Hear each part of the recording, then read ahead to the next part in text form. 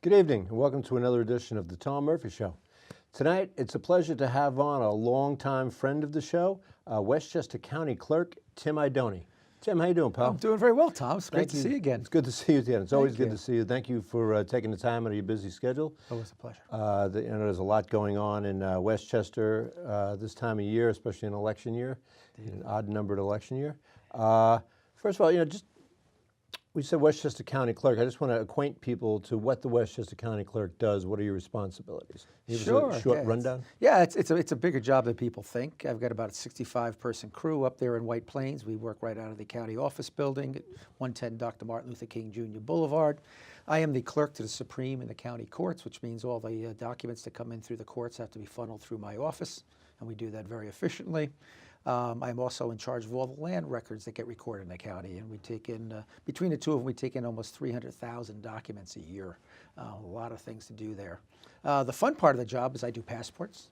Okay. I handle the naturalization services for the county. We organize with the federal government to put 250 people through a naturalization service a month. Wow. Which has been a fabulous part of the job. I'm also. You get to swear them in? I actually swear them in with the Supreme Court judge, and twice a month, 125 apiece. Oh, wow. And it's a real fun part of the job. It really is. The room lights up when they get sworn in. It's fabulous. It's lifelong dreams in a lot of these people's parts. I handle pistol licenses, do the organizational. I don't hand them out. Those only can be done by a county judge, but that's part of our office as well.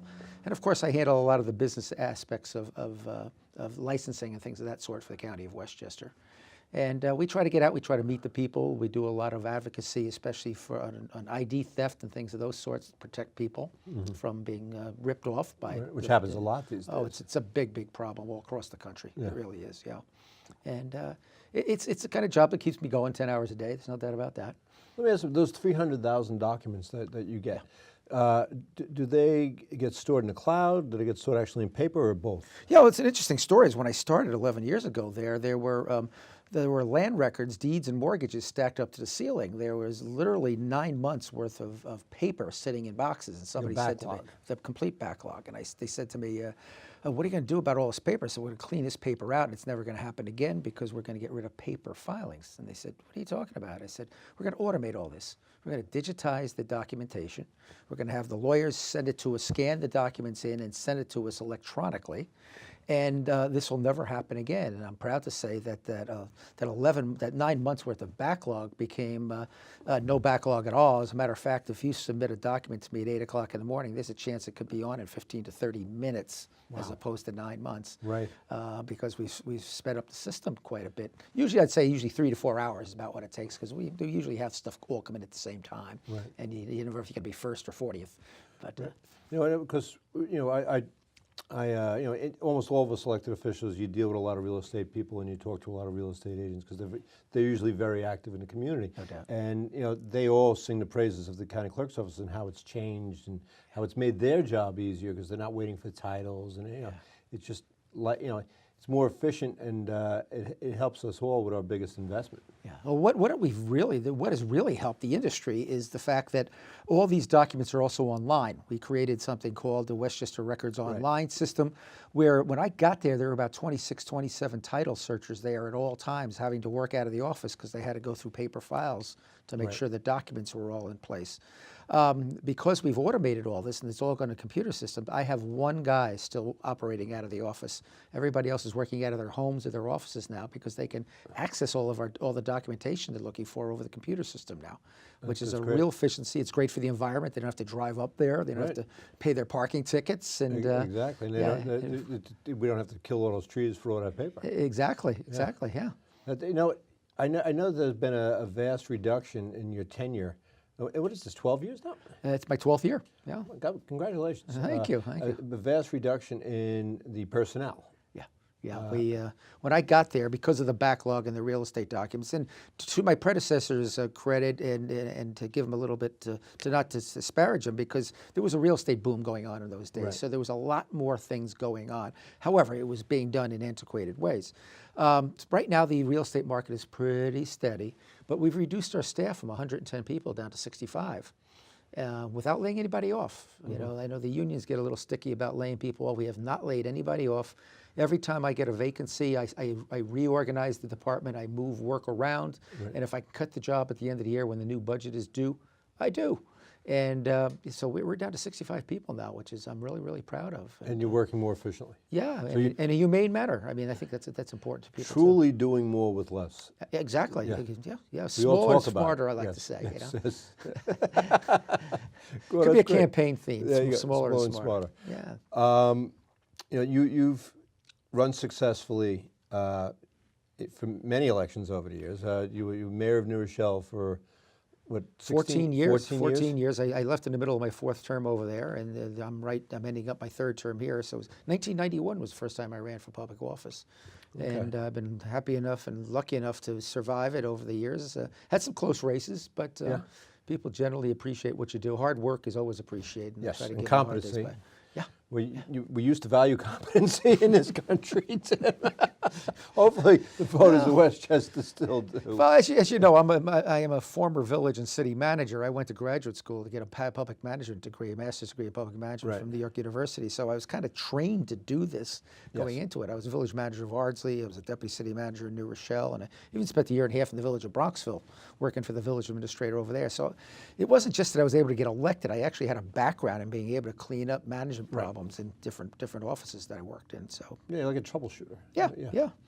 And I've known you a long time, and I know you enjoy that challenge. Oh, absolutely. Yeah. You're not one to just sit around and rest on his laurels. You're always looking to No, find a way to make it better. And it's always been public service. I mean, I started my first job at 24 years old out of graduate school, and so every once in a while I'll walk into somebody who goes, what's wrong with you? Why don't you get a real job? The public service is easy. It's not easy if you take on challenges. Right. And that's what I've always done. Every place I've gone into had a little bit of a problem to take care of, and in this case of the mayor, New Rochelle had some big problems to take care of. And we were able to straighten a lot of stuff out. Right. We really were. Yeah. And that's so unfair to people to say, because there's so many public servants who work hard every day, who really try and help the public, who really try and make sure that the garbage gets picked up and the police are there when they need to be. And we've gotten into a habit of this country of disparaging government. No doubt. Yeah, and the sad part is then that disparages civil servants. Like they're all malingers. And it's just not true. It's just not true. I mean, every organization, I study organizational behavior in graduate school, and every organization will have a couple of slackers. Yeah. And you deal with them. You manage them. That's what we do. Exactly. But the large majority of people I've worked with in public sector have been tremendously loyal to the people that they're serving. Yes. They want to do a good job. They want a fair day's pay, and there's nothing wrong with that either. There's nothing wrong with that at all. That's the American way. Exactly. So I just want to get this out there, is that you are running for re-election. I'm running one more time. I've term limited myself this time. I've been around a long, long time, and it's time to, after this next term, I want to finish off really upgrading the rest of my computer systems. Okay. So I'm going to give it 4 more years, and then it's time to get out of the way and let somebody else take a shot at it. I personally think that the voters of Westchester, will be happy that you're running. I appreciate that. Thank you. You are. Let me say this: you are the highest elected Democrat in Westchester County. That's great. So I got tied last year by the district attorney when he came in November. So we're kind of even now in terms of the highest. But for a number of years, I was exactly right. Yeah. And you've been an exemplar for a lot of us on how to serve in government. What is your plan for the election? Just to keep doing what you're doing, and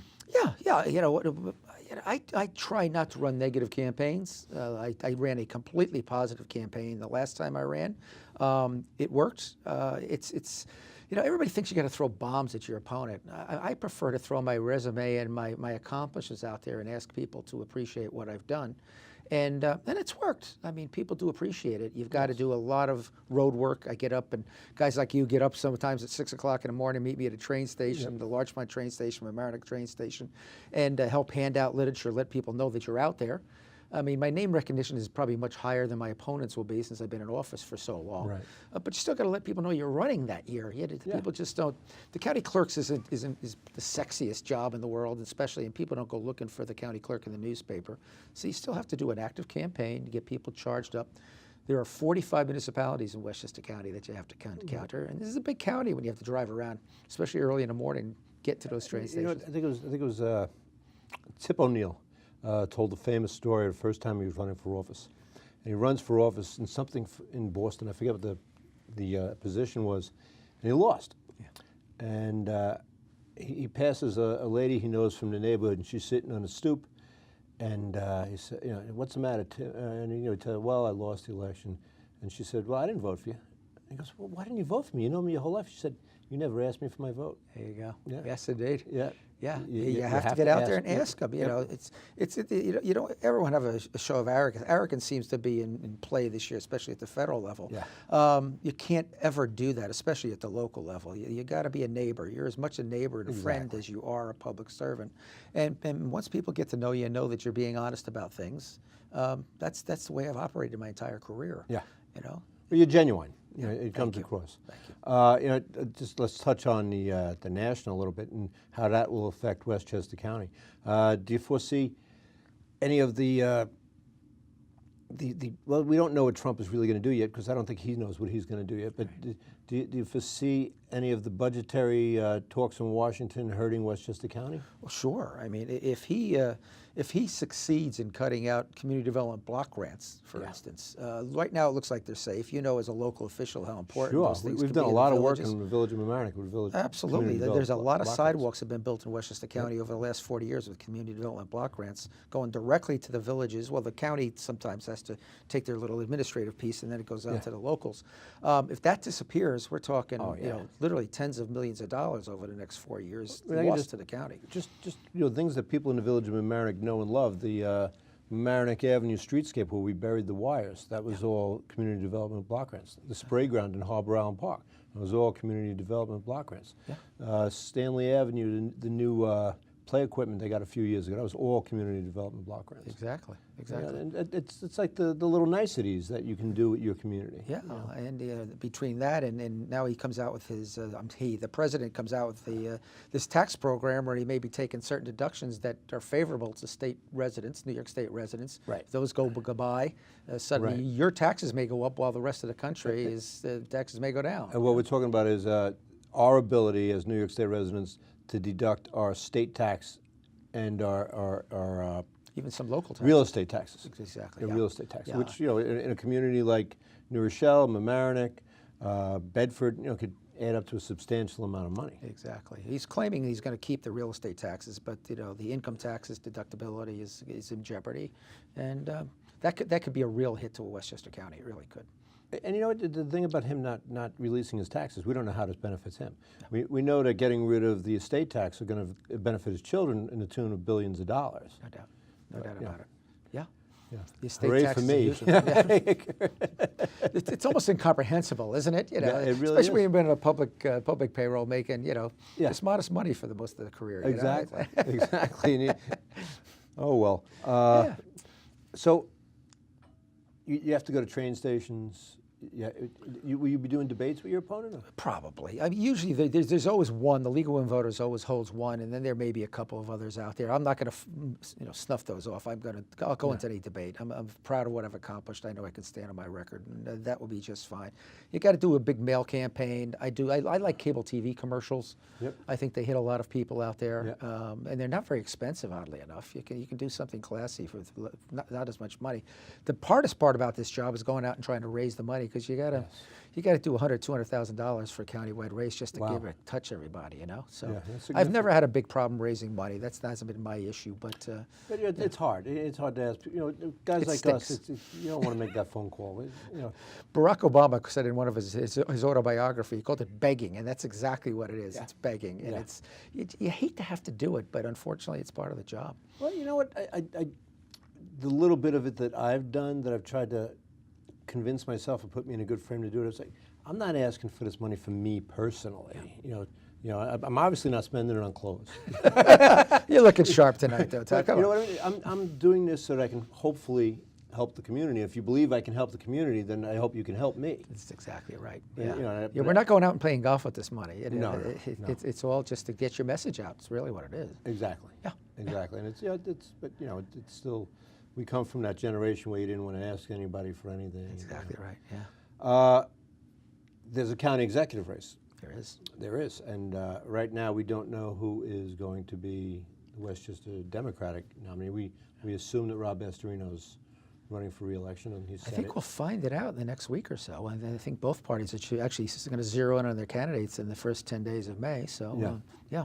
yeah. So, and as we know, we have Ken Jenkins, who's a nice guy and a longtime public official, and George Latimer, who's from this area and Yes, indeed. has been a great public servant. So we will see what comes of that. And we got David Spano still in, the son of Spano, yeah. the former county executive. Yeah. I don't think he's going anyplace. He's a nice guy. I've met him a number of times, but I think it's just he's looking for a little attention. He's certainly going to get it for a couple of weeks. That's about it. Yeah. I hope that. Whatever. Everybody's allowed to throw the hat in the ring. Absolutely. Absolutely. That's democracy, and then we weed them out. Yeah. So we'll have a convention on May 10th on the Democratic side. We'll at least figure that out. We'll both. Then we'll there. find out if there's going to be a primary after that. You always have a right to run a primary if you don't Without get a the doubt. nomination. Right. And I would be the last person to tell somebody not to run a primary. That's exactly right. And you never know in primaries. It's really a... No, you don't know. It all depends on who gets up that morning and says, I'm going to vote. Yeah. You never know who's coming out. Yeah, the turnouts are quite bad in primaries traditionally, especially in off-year elections like this is. Yes. I mean, if you get a 10 or 12% turnout, it'll be a lot. So that throws everything into commotion. It really does. It really does. It's hard to generate. Even in a gubernatorial year, it's hard to generate interest. People. I was on. Alice Bloom has a show here every election night, and a lot of times she's gracious enough to ask me to be on with her. And we were talking about the drop-off from presidential years, and she said, "Well, who are those folks that drop off?" And I said, "Oh, I know exactly who they are. They're Democrats." Exactly. Yeah. Exactly. Yeah. I'll give you a number which really shows you how significant it is on the Democratic side. Barack Obama's second race, the turnout in the city of Mount Vernon was close to 82%. Okay. The very next year, which was the county executive race, 18%. Oh, that's abysmal. Huge. Almost all of them Democrats. Yeah. So one of the keys to the race this year, both in the county executive race, mine, of course, judicial races, is to get those people out to the tune of 5 to 10% more. Now it's a horse race. Yeah. But without those 10% more people coming in, the Republicans have a tremendous advantage. They really do. It negates our numerical superiority in registered voters. Absolutely. Which is 2-1 in Westchester County, but it's nowhere close in the off years because of the lack of turnout. You know what? It always gets me. I mean, I realize that in a democracy like this, my voice is very limited. But what I have is my ability to talk, obviously, and my ability to vote. Yeah. And I get that every year. And and so if I don't use it, I'd feel like I was stealing from myself and from my family if I didn't use my vote every year. Yeah. Tom, I swear in 250 new citizens every month. I've done over 33,000 since I started this job. And the fact that when they're finished being sworn in, they realize the first thing they can do is walk outside and actually register to vote. 5 minutes later, you got to see the lines. They cannot believe that people wouldn't go out and vote. Why wouldn't you? It's huge. It's absolutely huge to them. You come from a lot of these countries where there's a dictator or somebody that was, running the place into the ground. And here you can go out and choose who your president's going to be. A lot of countries, what they do is they have a vote, but they know that they know the result before the vote happens, and they work their way back. Listen about the Turkish referendum, where the referendum was basically to turn the presidency into a dictatorship for all intents and purposes. And darn if he didn't win it by 2 points or 4 points. Yeah, well, it's a crazy world. It is a crazy world, and it's getting crazier. Just the idea that after European Union obviously has its problems, but Europe's been at peace since World War II, and before World War II, there's 800 years of slaughter, and a lot of that's the European Union. People don't think long term anymore. Absolutely. And they don't have a historical perspective. Europe was we're all here because Europe was a blood-soaked continent for hundreds and hundreds of years. No, it's a big Western problem. I was just saying on TV this morning that one of the things that the Chinese president has is they think in terms of 200 to 400 years. We think in about 20 to 40 minutes. Right, exactly. And in business, it's all about the quarter. It's about the quarter. Exactly. Exactly. And that happens in my company all the time. All they care about is what's coming up this quarter. Yeah, we're going to make our numbers, and it's hard to build for the long term when you're doing that. Absolutely. Just so I think I'm running for. We're both going to be on the same. I heard that you're going to be running mate, so to speak. We're going to be running mates. There you go. I don't know if we ever were running mates before, because you always ran in the odd numbered years, and I used. No, we weren't.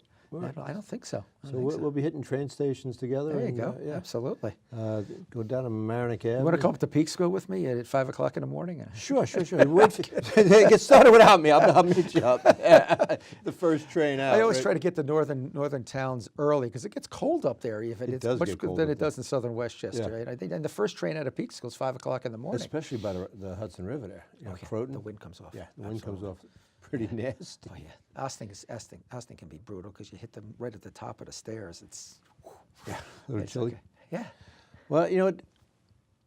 Do you think that the Dems have a good shot this year of taking back not only the county executive, but could they take back a real working majority on the Board of Legislatures? Well, I'll tell you what, they're going to work really hard to do it. They're getting candidates out for virtually every district. Good. I can only think of one right now, and I won't mention which one that doesn't have a candidate because there may be one in the next week or two. We'll see. But they certainly are going to try to play off of, and there's all fair in politics, obviously, playing off this indivisibles groups that have come out since Trump went into office. It's incredible. I mean, I have to do 28 committees to get the nomination. I've done 26 of them so far. And every one of the Democratic committees in Westchester, I'll give you an example. I went to Pelham, and Pelham would traditionally have 12, 15, 18 people at a meeting. Last week in January, they had 65 people at the meeting. It's amazing. All charged up over the fact that Trump, it was Elliot Engel and I were the speakers, and they were kind of yelling at Elliot, who's a really decent guy. He's been a congressman since 1988, got a huge, seniority, so to speak. And they're yelling at him. They want him to be impeached. And we finally just got him to settle down and say, you realize the Trump press, to be impeached. the Trump to be impeached 10 days after he got Yeah. inaugurated. He said he's got to do something illegal first. It's high crimes and misdemeanors. He's got to do something a little illegal. Give him time. He will. Well, he's going to mess up. We know he's going to mess up. We don't know if he's going to do anything illegal, but, you can't throw a guy out of office 10 days after he got sworn Exactly. in. It's just a couple of silly statements doesn't make for an impeachment. And, and the congressman handled it very, very nicely. But I've seen those kind of crowds at every single committee meeting that I've gone to. It's been an amazing phenomenon. And we're very, very happy over the fact that, we're hoping he keeps on tweeting. For the first time since I've been involved, so it's 2000 in Mamaroneck politics, in the town of Mamaroneck, every district leader spot is filled. Mm-hmm. And we had 10 people on a waiting list Really? to be district That's leaders. fabulous. We had to beg people. Yeah. Yeah. I've heard this said before, and it really does feel appropriate. For guys like us who have been in the trenches for a long time, it feels like the cavalry got here. Yeah. You know what I mean? Yeah. A lot of women getting involved. I mean, upset that Hillary lost. And they're intent. They are. Oh my gosh, yeah. And it's going to carry through. I just can't imagine that Trump is going to change his ways over the next 6 to 9 months. But if he doesn't, the Republicans could have a major problem on their hands. A lot of 7-year-olds don't change. I'm 55 and I find it hard to. I don't even want to change it. Oh, come on, I'm done. It's a finished product here. It's I the hear best you. I am. I hear you. So I'm older than you, and I try to refresh myself every single day. It doesn't always work. No, that's for sure. Okay. Are you going to have a campaign kickoff? No, you had. Well, the May 10th is the convention. I'll probably put a press release out or two. There's no opponent for you for the nomination. Not for the Democratic nomination. Okay. It sounds like I'm going to have a Republican challenger, and that's always the case. That's democracy in action. I have no problem with that. Me neither. I've never run unopposed, which is I'm kind of proud of the fact that I've been able to win all my races and been opposed every single time. And I think it says something about the record and what we've been able to accomplish. So yeah, we will have it. I'm going to be actively out there, as I said. You got to keep everybody noticing. Do all the country fairs, the heritage festivals at Tensaco Dam, all the train stations. There are, I think, 38 of them that you really need to try to touch on. Street fairs here in Mamaroneck. Exactly. And South Shore is my base. I come out of New Rochelle, as everybody knows. So I'm familiar with all the streets and towns around here. So you were born and raised in New Rochelle. I was born and raised in New Rochelle. Went to New Rochelle High School. I went to Albany State for a year and then came back and went to Iona College for the next 3. And so I've been around the neighborhood pretty consistently over the last 62 years now. I just turned 62 a couple of months ago. Your granddad and just had your first, you had a 5 bunch of granddaughters, just had your first? First boy, grandson. That's right. I have 4 daughters, 4 granddaughters, and I finally got a grandson. He's not going to be spoiled. He doesn't have to worry about that. No. The fact is, Tom, they're all spoiled. It's okay. Well, you got good kids. You got beautiful daughters, beautiful grandchildren. Thank you. Yeah, I saw them at your event the other day. Yeah, yeah. They're a lot of fun. A lot of fun. They are. They're great. They're that great. Well, listen, we got to be wrapping up. Is there anything else you need to tell the voters of Westchester County? Just listen, if they need our services, we're right on our website. I know you've been putting our website up. Give me a call in the office if you need something directly. I take phone calls. I'm in the office from about 8:15 to 6 o'clock every day. Right. And I do take constituent phone calls there. If you want me to come down, bring our mobile office to your neighborhood, give us a call. We'll book the mobile office. We You do have the shredder passports. too, right? We don't do the don't shredder. do the That's shredder? Public Works, Okay. but everybody thinks it is, which is kind of neat. But our mobile office does passports, and we bring it to every town and city in Westchester every year. Okay. And sometimes we'll come back twice if the crowds are big enough. So we will do that. So if you've got a group that thinks you got enough people to come down and get the passports done, we'll Okay. send a crew down and do it. Great. Yeah. Well, Tim, thank you very much. Tom, it's always a pleasure. It's always Thank a you. pleasure. And good looking luck to forward- you. Oh, thank you. Good luck to you. We'll see you on the trail. We'll be seeing each other around the community. Absolutely. Thanks a lot. And until the next time, I am Tom Murphy. I hope everybody has a great spring. Good night.